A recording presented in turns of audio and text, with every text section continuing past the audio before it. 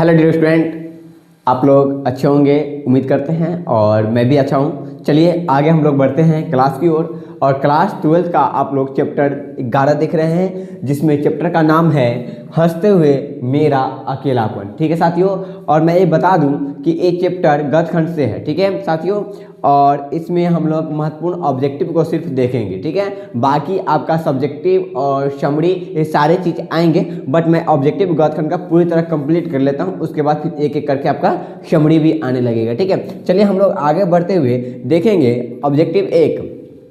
ठीक है, हंसते हुए मेरा अकेलापन के लेखक कौन है। ठीक है साथियों, मल्यद है, उदय प्रकाश है, मोहन राकेश है, जगदीश चंद्र माथुर है। राइट आंसर क्या होगा प्यारे बच्चों? मल्यद। ठीक है, लॉक कर दिया जाए। चलिए अगला क्वेश्चन है 2 नंबर में, हंसते हुए मेरा अकेलापन किस विधा में लिखित है। ठीक है, कह रहा है पत्र विधा में, कथा विधा में, जीवनी विधा में और डायरी विधा में। ठीक है, तो राइट आंसर क्या होगा प्यारे बच्चों? डायरी विधा में। ठीक है साथियों, चलिए 3 नंबर क्वेश्चन है, हर आदमी उस संसार को रचता है जिसमें वह जीता है और भोगता है, यह कथन किसका है? तो यह कथन किसका है साथियों? मल्यज का है। ठीक है, मल्यज का है। अगला क्वेश्चन है 4 नंबर, मल्यज की कौन सी रचना है हंसते हुए मेरा अकेलापन? ठीक है साथियों, ठीक है आगे बढ़ता हूँ।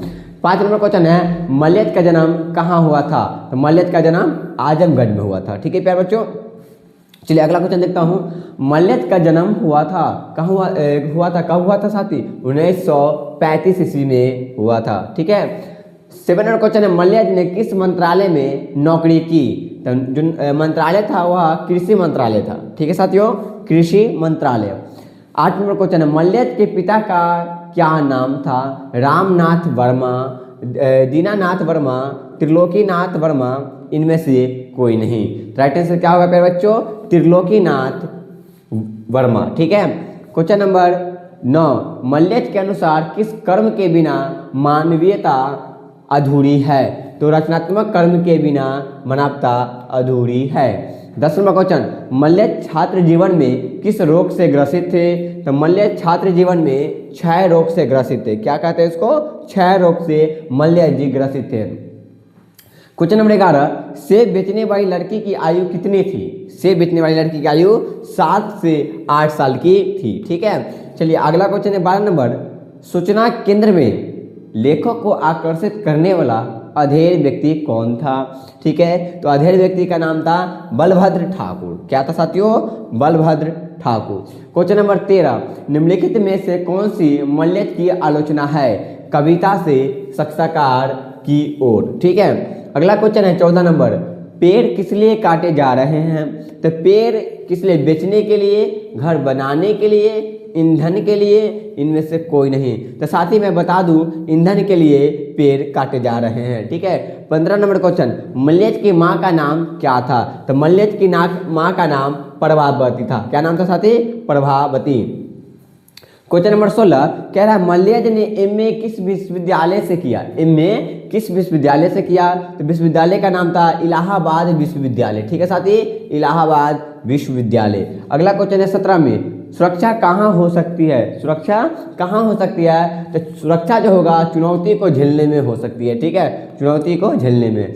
क्वेश्चन नंबर 18, रचने और भोगने का रिश्ता कैसा होता है? ठीक है, तो द्वंद्वात्मक होता है, सहयोगात्मक होता है, नकारात्मक होता है, निषेधात्मक होता है। तो राइट आंसर क्या होगा बच्चों? द्वंद्वात्मक होता है। अगला क्वेश्चन है 19 नंबर, मल्यज का मूल नाम क्या था? ठीक है, मूल नाम था तो भरत श्री श्रीवास्तव, ठीक है, रमेश श्रीवास्तव, सुधाकर श्रीवास्तव, रामेश्वर श्रीवास्तव। राइट आंसर क्या होगा? भरत जी श्रीवास्तव था मल्यज जी का मूल नाम। ठीक है, याद रखिएगा, मूल नाम भरत क्या है? भरत जी श्रीवास्तव। ठीक है, याद रखिएगा।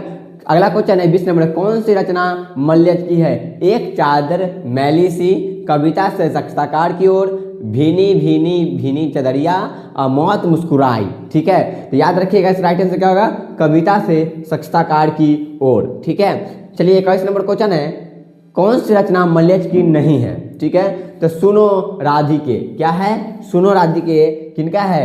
रचना मल्यज की नहीं है। क्वेश्चन नंबर 22 में है, कौन सी रचना मल्यज की है? तो मल्यज की जो रचना है जख्म पर फूल। क्या है प्यारे बच्चों? जख्म पर फूल।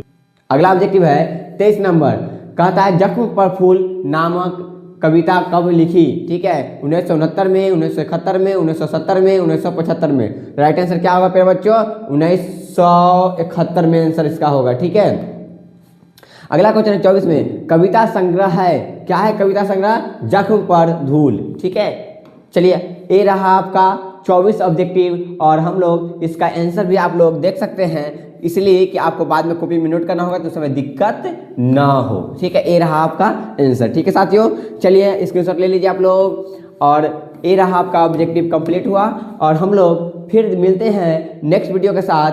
तब तक के लिए आप स्टडी कीजिए, स्वस्थ रहिए, धन्यवाद।